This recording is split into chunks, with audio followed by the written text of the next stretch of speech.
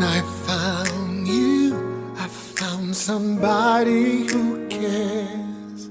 When I found you, found my most intimate prayer. When I found you, I found what every heart dreams of. When I found you, I found love.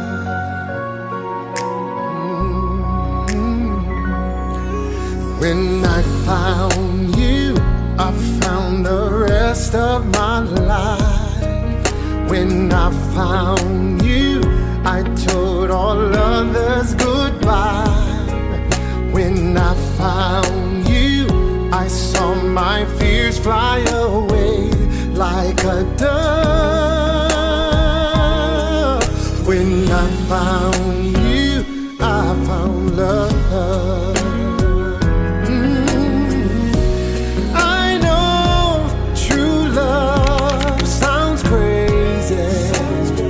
I met Jazzlin the first time at my sister's wedding. So the first time we met, we were at my great uncle's wedding. His sister married my uncle, and he doesn't really remember me, according to him. But he did have a long conversation with my son. I remember meeting him and just kind of, being in the presence of him and the family. He was with his late wife at the time, and so it's just very friendly encounter. And a few months later, I hosted Christmas, and she was invited by her uncle, and I noticed her then. I didn't see him again for over a year at his house and at Christmas time. And I noticed him on the couch with his great nephew just laying on his chest, and I just walked right up to him. I was just like attracted to him. And I'm like, oh, he's knocked out. And, they just look so natural together. He just looked like home. He says that God unveiled me to him. I was getting up to go get a slice of buttermilk pie, which I had never had before.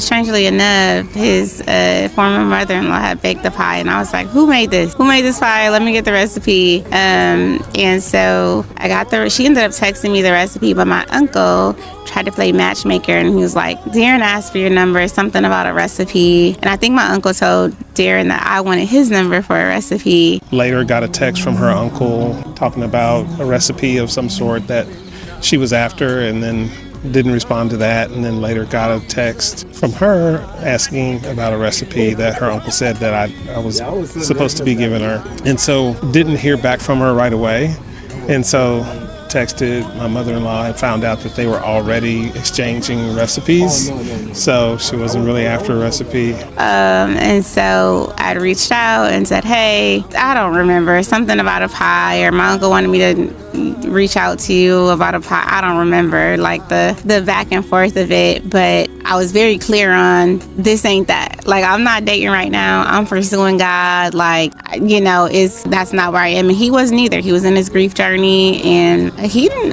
hear from the man again for like 3 weeks or so, and I didn't really think anything of it because I was on my walk with femininity and being the woman that God has called me to be, and that is my focus. And I've been praying for a man like Darren like my whole life, but I had told God that I submit to you. I'm gonna stop. We chatted, and then it wasn't quite the right timing at that time, but connected later.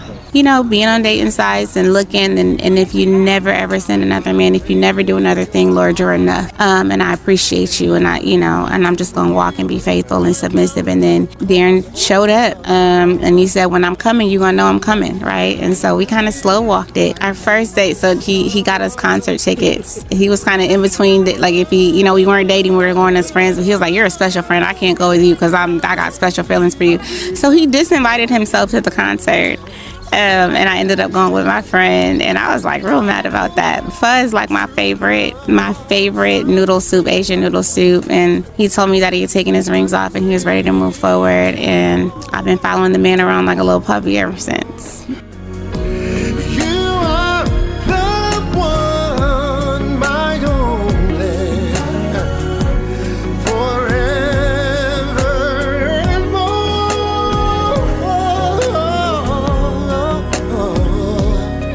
Love you.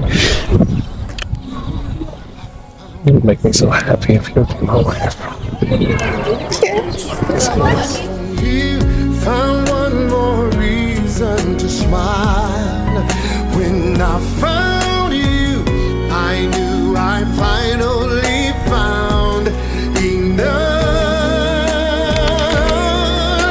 When I found you. I fell in love with her heart. I love the way that the woman of God that she is and the way that she loves people. That's what really drew me in. Yeah, so what do I love about Mr. Hayes? Everything. He is the yin to my yang. He is a calm and I'm the storm.